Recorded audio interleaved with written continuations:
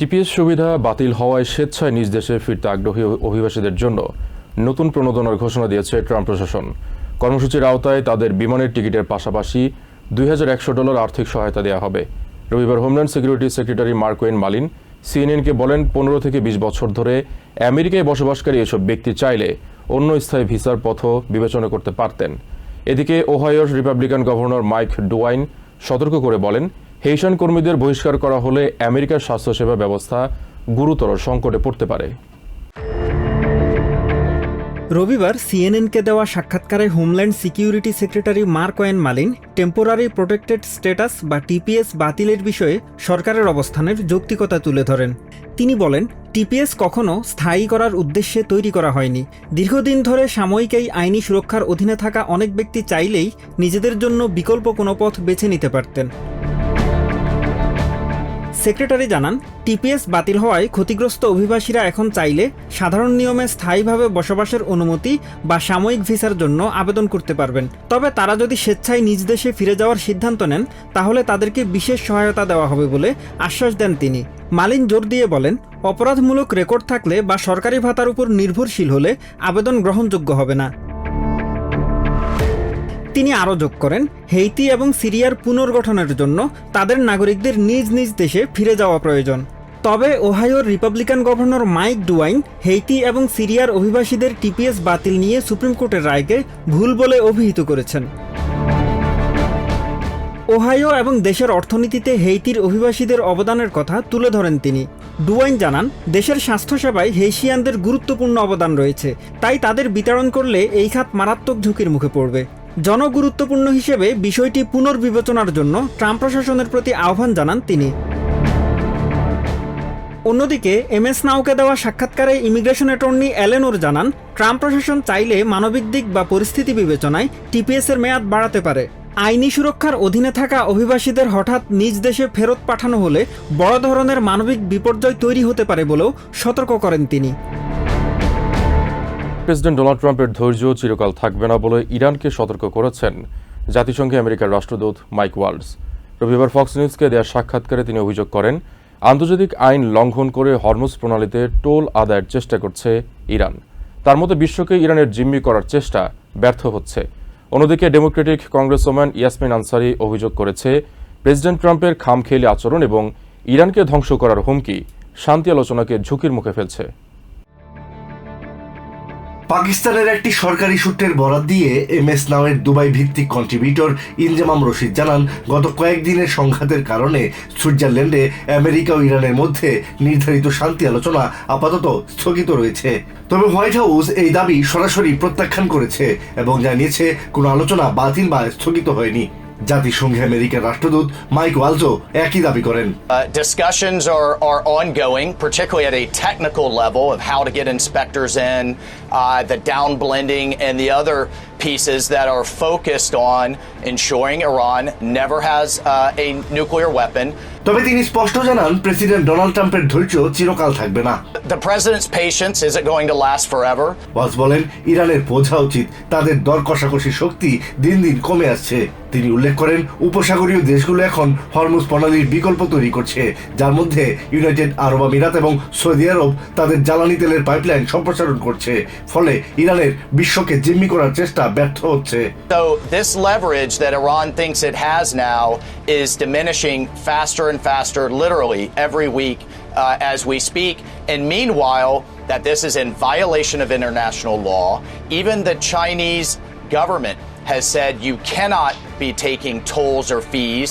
এদিকে ইরানের বিরুদ্ধে ট্রাম্প প্রশাসনের পদক্ষেপকে জোরালো সমর্থন জানিয়েছেন Republican senator Roger martial.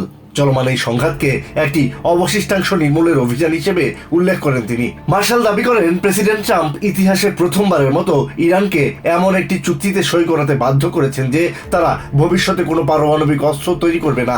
Iran কেবল শক্তির ভাষা বোঝে উল্লেখ করে তিনি বলেন, যুদ্ধবিরতি লঙ্ঘন করে তারা যদি হামলা চালায় তবে আমেরিকাকেও পাল্টা জবাব দিতে হবে।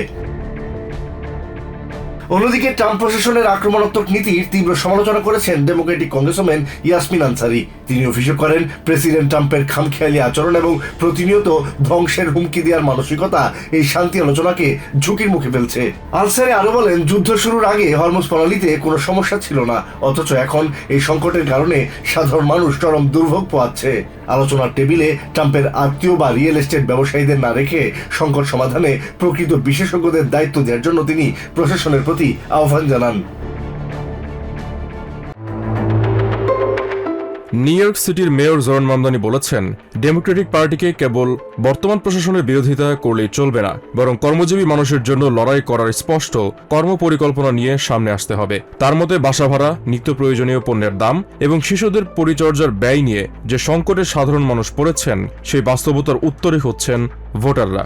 এবিসি নিউজকে দেয়া সাক্ষাৎকারে মামদানি বলেন, শুধু নিউ ইয়র্ক নয়, সারা দেশে মানুষ এমন একটি রাজনীতির খোঁজ করছেন যেখানে কর্মজীবী মানুষকে কেন্দ্রস্থলে রাখা হবে। তার ভাষায়, মানুষ কেন সমস্যায় আছে দীর্ঘদিন ধরে ডেমোক্রেটিক পার্টি সেটি ব্যাখ্যা করেছে, কিন্তু কিভাবে মানুষের জীবন আরো ভালো করা যায় সেই সুস্পষ্ট দিক নির্দেশনা দিতে পারেনি। মামদানি বলেন, আপাতত তার মনোযোগ নিউ ইয়র্কের নির্বাচিত কংগ্রেস প্রার্থী এবং স্টেট আইনসভায় জয়ী প্রার্থীদের ওপর। তবে তিনি মনে করেন সারা দেশেই মানুষ একই প্রশ্ন করছেন, কেন কঠোর পরিশ্রম করার পরও বাসা ভাড়া, বাজার খরচ কিংবা শিশু পরিচর্যার ব্যয় বহন করা কঠিন হয়ে পড়ছে। এরপর আলোচনায় আসে ডেমোক্রেটিক পার্টির ভেতরের প্রতিক্রিয়া। কয়েকজন শীর্ষ ডেমোক্রেট নিউ ইয়র্কের এই ফলাফলকে জাতীয় রাজনীতির প্রতিফলন হিসেবে মানতে নারাজ। এ বিষয়ে মামদানি বলেন, ডেমোক্রেটদের শুধু বর্তমান প্রশাসনের বিরোধিতা নয়, ভবিষ্যতের জন্য একটি সুস্পষ্ট অর্থনৈতিক দৃষ্টিভঙ্গিও তুলে ধরতে হবে। ডেমোক্রেটিক পার্টির ভেতরে সমাজতন্ত্র নিয়ে সমালোচনার প্রসঙ্গে কিছু নেতা বলেছেন, সমাজতন্ত্রীদের ডেমোক্রেটিক পার্টিতে জায়গা নেই। জবাবে মামদানি বলেন, একটি রাজনৈতিক দলের সবচেয়ে বড় পরিচয় তার ভোটাররা। তার মতে গণতান্ত্রিক সমাজতন্ত্রের মূল লক্ষ্য হল ভোট কেন্দ্রের বাইরেও মানুষের দৈনন্দিন জীবনে গণতন্ত্রের সুফল পৌঁছে দেওয়া। এরপর প্রশ্ন ওঠে, ডেমোক্রেটিক পার্টির ভেতরে ভিন্ন মতের জন্য জায়গা আছে কিনা। মামদানি বলেন, ডেমোক্রেটিক পার্টির শক্তি তার বৈচিত্র্যে। এরপর আলোচনায় আসে 2028 সালের প্রেসিডেন্ট নির্বাচনের পর মামদানি বলেছিলেন, এই লড়াই ইতোমধ্যেই শুরু হয়ে গেছে।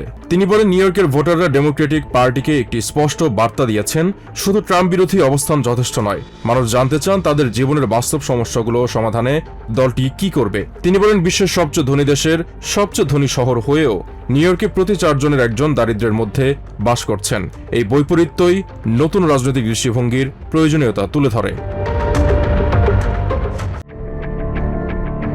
নিউ ইয়র্কের সাম্প্রতিক প্রাইমারি নির্বাচনে সোশ্যাল ডেমোক্রেটিক প্রার্থীদের অভূতপূর্ব বিজয়কে কমিউনিস্টদের বিজয় হিসেবে দাবি করেছে রিপাবলিকানরা, আর ডেমোক্রেটিক পার্টির ভেতরে এই নিয়ে শুরু হয়েছে আদর্শিক তর্ক বিতর্ক ও বিশ্লেষণ।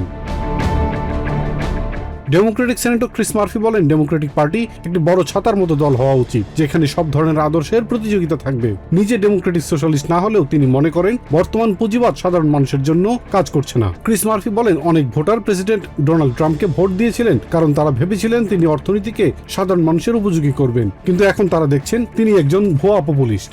মার্ফি মনে করেন, ডেমোক্রেটদের উচিত সাংস্কৃতিক বা সামাজিক বিষয়ে দ্বিমত থাকলেও অর্থনৈতিক কারণে ট্রাম্পের ভোটারদের ডেমোক্রেটিক জোটে স্বাগত জানানো। আরেক ডেমোক্রেটিক সেনেটর রাফায়েল ওয়ার্নকও মনে করেন, দেশের বেশিরভাগ মানুষ গভীর অর্থনৈতিক সংকটে ভুগছেন। অতি ধনীদের জন্য একচেটিয়া সুবিধার কড়া সমালোচনা করে এটি ধনীদের জন্য সমাজতন্ত্র বলে আখ্যা দেন তিনি। দলের ভেতর সমাজতান্ত্রিক ধারা নিয়ে বিতর্ককে স্বাগত জানিয়ে বলেন, ডেমোক্রেটিক পার্টি একটি বড় ছাতা এবং সেখানে এই ধরনের আদর্শিক বিতর্ক থাকা খুবই স্বাভাবিক। তিনি মনে করেন, উভয় রাজনৈতিক দলই এখন পর্যন্ত সাধারণ মানুষের এই গভীরতর আর্থিক সংকটের সমাধান দিতে পুরোপুরি সফল হয়নি। কলোরাডোর ডেমোক্রেটিক সোশ্যালিস্ট প্রার্থী মেলাড কিরোস সরাসরি মূলধারার ডেমোক্রেটদের তীব্র সমালোচনা করেন। তার মতে, দেশের সাধারণ কর্মজীবী পরিবারগুলো আজ কেবল কোনো মতে টিকে থাকার লড়াই করছে, অথচ আমেরিকার মতন একটি ধনী দেশে তাদের মৌলিক চাহিদাগুলো অবলীলায় নিশ্চিত হতো। তার মতে, দেশের তরুণ ও প্রগতিশীল ভোটাররা আর পুরনো ধারার পুঁজিবাদী শোষণ চায় না, বরং তারা নীতিভিত্তিক সমাজ ব্যবস্থা করতে ডেমোক্রেটিক পার্টিকে সামনের দিকে এগিয়ে নিয়ে যাচ্ছেন। উৎসব মুখর পরিবেশে 2 দিনব্যাপী ডিসি বইমেলার সমাপ্তি হয়েছে। সমাপনী দিনে কবি ও সাহিত্যিকরা বলেন, বইমেলা শুধু বই কেনাবেচার স্থান নয়, এটি বাংলা ভাষা, সাহিত্য ও সংস্কৃতির বন্ধনকে আরও দৃঢ় করার এক অনন্য আয়োজন।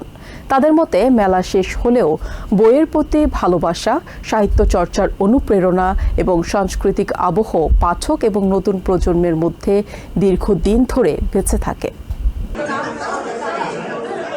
মেলায় ঘুরে নতুন বইয়ের সাথে পরিচিত হয় প্রবাসে বেড়ে ওঠা নতুন প্রজন্মের তরুণরা। জানার সুযোগ পায় বাংলা ভাষা সাহিত্য, শিল্প ও সংস্কৃতির নানা দিক। ডিসি বইমেলার দ্বিতীয় দিনে এমন দৃশ্যই চোখে পড়ে দিনভর। আমার আঙ্কেল আছে এখানে, আমার বাবা আর মা বই পড়ে। আমরা এখানে আসি বই পড়তে, মানুষের নাচে, খাবার আছে। এখানে এসে প্রাণবন্ত একটি আয়োজন, চমৎকার একটি লোকেশনে এখানে যে মেলাটি বসলো, এবং একটি লক্ষণীয় যে এই মেলাতে মুক্তিযুদ্ধের পক্ষের মানুষগুলো একত্রিত হয়েছে, মুক্তিযুদ্ধের কথা হয়েছে, গান হয়েছে এবং প্রচুর বই বিক্রি হয়েছে। এই যে জার্নি করে এসেছি, নিশ্চয়ই এখানে প্রাণের টান না থাকলে, এই বইমেলাকে ভালো না বাসলে আসতাম না। বিভিন্ন স্টেট থেকে এই মেলায় যোগ দেয়া সাহিত্য অঙ্গনের মানুষেরা জানান, একটি বইমেলা শুধু বইয়ের স্টল নয়, যেখানে থাকে সেই ভাষা ও সংস্কৃতির সব উপকরণ। বইমেলা এলে পুরনো বন্ধুকে খুঁজে পাই, বইমেলা এলে পুরনো বই খুঁজে পাই, বইমেলা এলে বইয়ের গান খুঁজে পাই। সব মিলিয়ে অনন্য সাধারণ একটি জায়গার নাম হচ্ছে বইমেলা। বইমেলায় শত মানুষের এই মিলন মেলাকে আয়োজনের সার্থকতা বলে মনে করেন আয়োজকরা। আগামীতে আরও বড় পরিসরে ডিসি বইমেলা আয়োজনের পরিকল্পনার কথাও জানান তারা। আমাদের পজিটিভ বার্তা দিচ্ছে আমাদের প্রজন্মদের, এবং এটা আমাদের সবার এরকমই কন্টিনিউশন এটা রাখা উচিত বলে আমি মনে করি। প্রতি বছর আমরা এই বইমেলা করি এবং করতে চাই। গত 2 বছর একটু সমস্যার জন্য করতে পারি। তো আমরা এগিয়ে যাচ্ছি, আপনারা আমাদের সাহস দেবেন, সাথে থাকবেন, বই কিনুন, বই ভালোবাসুন এবং বই পড়ুন। দুদিনের ডিসি বইমেলায় মেরিল্যান্ডে বাংলা সংস্কৃতির এই নান্দনিক উৎসব উপভোগ করেন দর্শকরা, যেখানে নাচ, গান, কবিতা, আলোচনা ও সেমিনারের এক অপরূপ মেলবন্ধন দেখা যায়।